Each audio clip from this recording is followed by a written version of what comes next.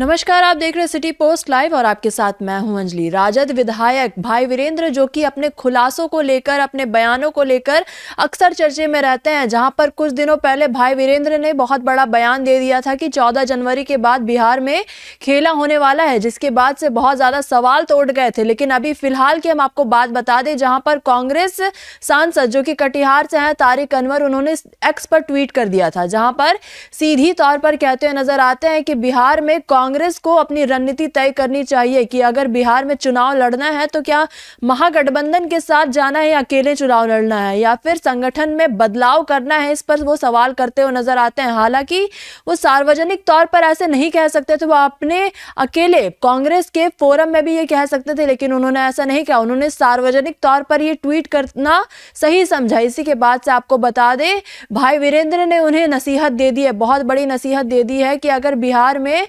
मजबूती से हमें काम करना है, बिहार में अगर चुनाव लड़ना है और देश को भाजपा और आरएसएस मुक्त बनाना है तो हमें एक साथ मिलकर, एकजुट रहकर काम करना होगा, तभी हम विजय प्राप्त कर पाएंगे। इसी के साथ साथ प्रधानमंत्री नरेंद्र मोदी 24 तारीख को भागलपुर दौरे पर आने वाला है। इसी को लेकर कहते हुए नजर आते हैं भाई वीरेंद्र की प्रधानमंत्री का यहाँ पर आने का कोई मतलब ही नहीं बनता है, क्योंकि कोई इसमें फर्क ही नजर नहीं आने वाला है। वही नीतीश कुमार के बेटे निशांत कुमार की राजनीति पे एंट्री पर क्या कहते नजर आते हैं भाई वीरेंद्र, पहले आप उनका बयान सुने। अब सवाल है कि तारिक अनवर जी बड़े नेता हैं और मंत्री भी रहे हैं, कई बार सांसद भी रहे हैं। उनका क्या बयान है, किस संदर्भ में बयान है, ये मैं नहीं जानता। लेकिन मैं ये कहना चाहूँगा कि हम सभी जो महागठबंधन के लोग हैं, इंडिया गठबंधन के जो लोग हैं, हम सबका एक ही राय होनी चाहिए कि अगर आपकी चाहत है कि देश से भाजपा और आरएसएस मुक्त भारत बनाना चाहते हैं तो हम सब मिलकर एकत्रित होकर, और जिस तरह से महागठबंधन बना है, इंडिया गठबंधन अलायंस बना है, उसी के तर्ज पर हम लोग को काम करना चाहिए। और हम बयान दें कुछ, कोई और बयान दे, इस पर शीर्ष नेतृत्व तय करती है कि किसके साथ किसको लड़ना चाहिए।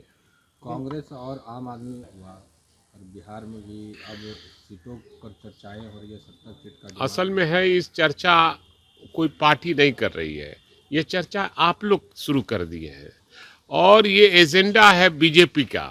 जो एजेंडा कभी मकसद उनका पूरा नहीं होगा। यहाँ हम सभी जो महागठबंधन के घटक दल हैं साथ मिलकर लड़ेंगे और तेजस्वी यादव को मुख्यमंत्री बनाएंगे। लेकिन दावे कर रहे हैं कई ऐसे जो घटक दल हैं वो एनडीए में शामिल होंगे, इस तरह के दावे करते रह रहे हैं। मेरे अंगने में तुम्हारा क्या काम है? मेरे यहाँ क्या हो रहा है नहीं हो रहा है, बीजेपी को इससे क्या लेना देना है? हम इंटैक्ट हैं और महागठबंधन इंटैक्ट है। हम साथ में मिलकर चुनाव लड़ेंगे और इस बार पछाड़ने का काम करेंगे और एनडीए मुक्त भारत बनाएंगे और बिहार बनाएंगे, तेजस्वी यादव को मुख्यमंत्री बनाएंगे। प्रधानमंत्री नरेंद्र मोदी का दौरा होने वाला है बिहार में 24 फरवरी उससे क्या अंतर पड़ने वाला है? बिहार में कोई अंतर नहीं पड़ने वाला है। देश के प्रधानमंत्री आवे जाए, उससे क्या लेना? बिहार सबके लिए है, बिहार क्रांतियों की भूमि है और यहाँ जब जब लोग अंगराई लिया है, समाजवादी लोग, यहाँ से विदाई हुआ है दूसरे लोगों का। अच्छा, नीतीश के पुत्र हैं निशांत, उनको लेकर चर्चाएं इस पर कोई चर्चा मैं नहीं कर सकता। उनका पुत्र है, उनसे पूछिए कि वो लाना चाहते हैं कि नहीं लाना चाहते हैं। 28 फरवरी से बजट सेशन चालू होने वाला है, किस तरह है आप लोगों का? कई तरह के मामले हैं बिहार में। एनार्की है, शासन नाम का चीज़ नहीं है।